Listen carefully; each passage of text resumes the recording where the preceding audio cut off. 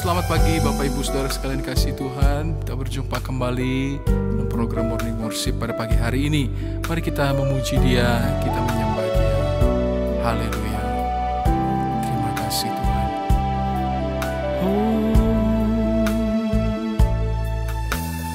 Ku tak membawa apapun juga saat ku datang ke dunia.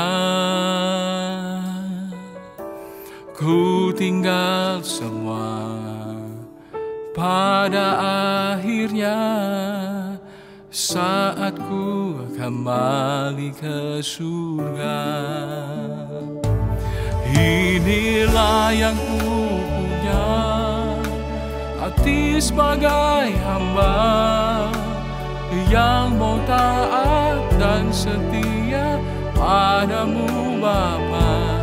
Kemana kan ku bawa hati yang menyembah dalam roh dan kebenaran sampai selamanya.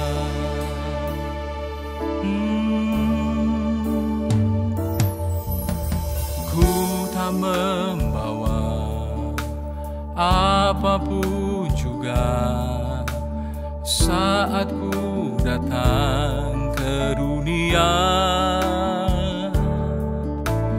Ku tinggal semua pada akhirnya saat ku kembali ke surga. Oh, inilah yang ku punya, hati sebagai hamba yang mau taat dan setia padamu Bapa. Kemana kan ku bawa hati yang menyembah dalam roh dan kebenaran sampai selamanya. Bagaimana ku membalas kasih-Mu? Segala yang ku punya itu milik-Mu, itu milik-Mu. Inilah yang ku punya, hati sebagai hamba yang mau taat dan setia padamu Bapa. Kemana kan ku bawa hati yang menyembah dalam roh dan kebenaran sampai selamanya. Dalam roh dan kebenaran sampai selamanya. Dalam roh dan kebenaran sampai selamanya.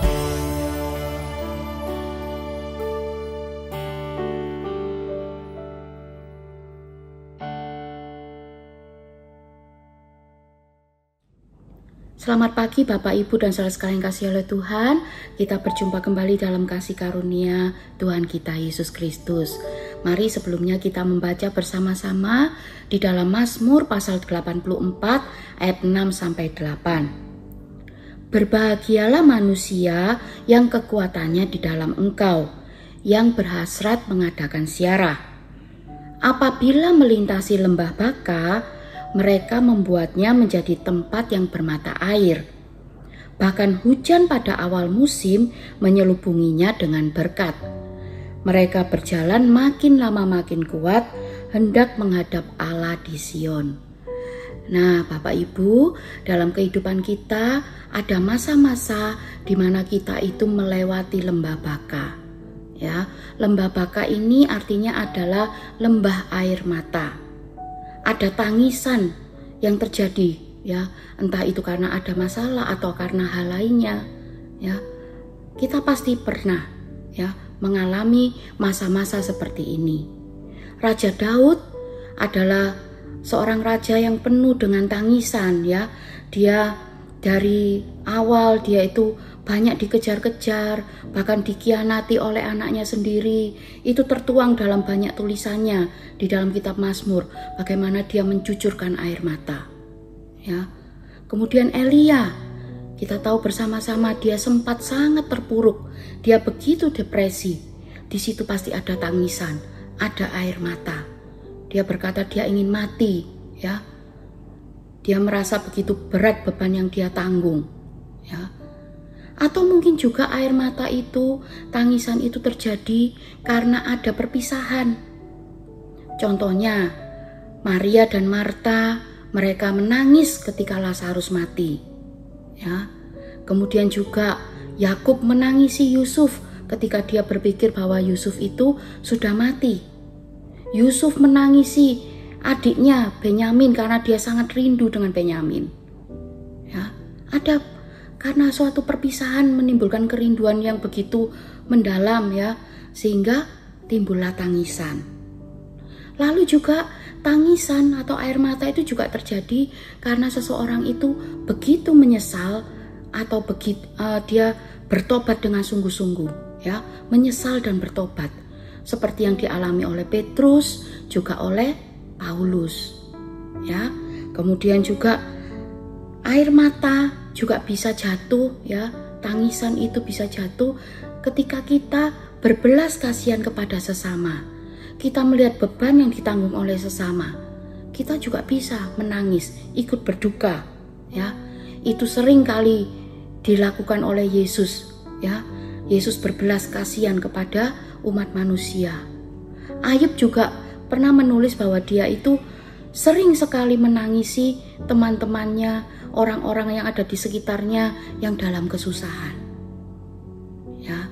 Kemudian air mata atau tangisan itu juga bisa terjadi ketika seseorang itu memiliki beban doa untuk keselamatan bagi bangsa atau kotanya, negaranya, ya, seperti yang dialami oleh Nehemia dan juga Ezra.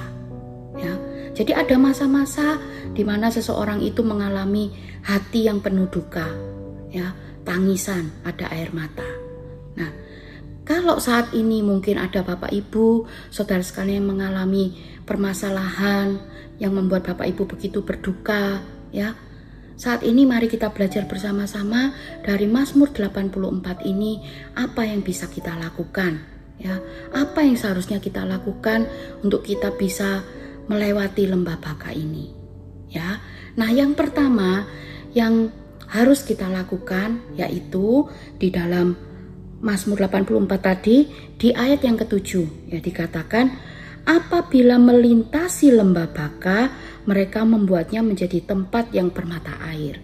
Yang saya garis bawah di sini kata-kata melintasi. Apabila melintasi. Nah, kata melintasi ini berarti seseorang itu berjalan dari suatu ujung, ya, ujung depan sampai ke ujung belakang. Itu namanya melintasi. Dia tidak berhenti, melintas, ya. Nah, bagaimana cara kita untuk melewati lembah baka ini? Ya tentu saja dengan yang pertama, dengan melintasinya. Maksud saya adalah kita harus punya keberanian untuk berjalan sampai akhir, berjalan sampai ujung, sampai akhir, sampai selesai. Ya, tidak lari dari masalah, tidak berhenti di tengah, tidak berhenti di tempat, tapi kita punya keberanian untuk terus melangkah sampai akhir. Hadapi masalah, hadapi kenyataan, ya, jangan lari tapi kita hadapi. Ya, lalu yang kedua, bagaimana cara kita menghadapi lembah baka? Yang kedua yaitu dengan mengandalkan Tuhan. Di ayat yang ke-6 dikatakan, berbahagialah manusia yang kekuatannya di dalam Engkau. Ya, ayat ayat 8 dikatakan mereka berjalan makin lama makin kuat. Nah, kita akan bisa melewati berjalan makin lama makin kuat, makin kuat, makin kuat, makin kuat. Karena kita mengandalkan kekuatan dari Tuhan. Jangan mengandalkan kekuatan kita sendiri, tapi kita mau mengandalkan kekuatan Tuhan. Ya. Nah, lalu yang ketiga, yaitu diam di dalam hadirat Tuhan.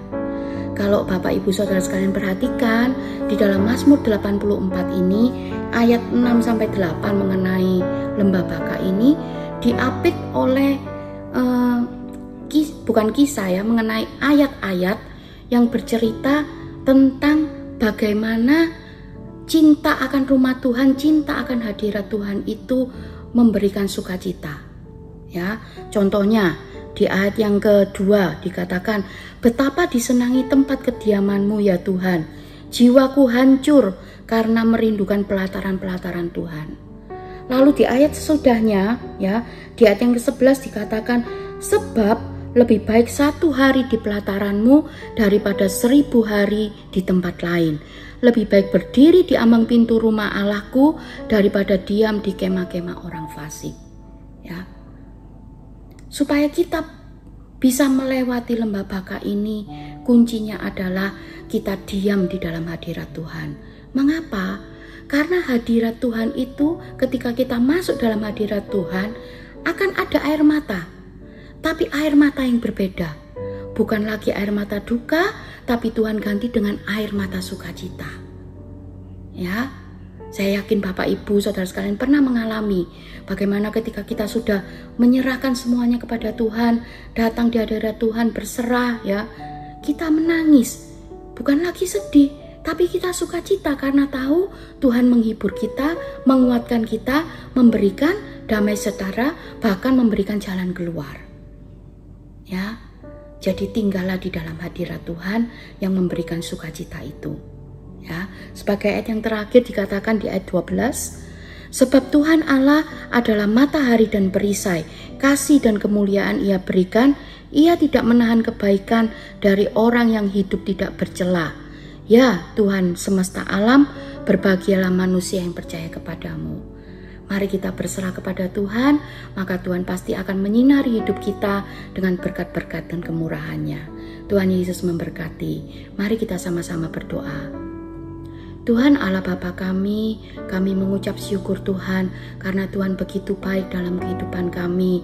Kami percaya Tuhan ketika kami melewati masalah atau pergumulan, Tuhan ada menyertai kami. Tuhan tidak meninggalkan kami seorang diri. Kami percaya Tuhan selalu menyertai kehidupan kami dan memberkati kami. Bahkan Tuhan memberikan sukacita dan kekuatan. Terima kasih Tuhan, terima kasih. Tuhan pimpin sertai kami untuk berjalan sepanjang hari ini. Segala sesuatunya kami taruh dalam tangan-Mu. Tuhan yang menjadikan segalanya kelimpahan. Tuhan menjadikan segalanya kemenangan. Terima kasih Tuhan, terima kasih. Kami ucap syukur dalam nama Tuhan Yesus Kristus. Haleluya. Amin. Inilah yang ku punya, hati sebagai hamba yang mau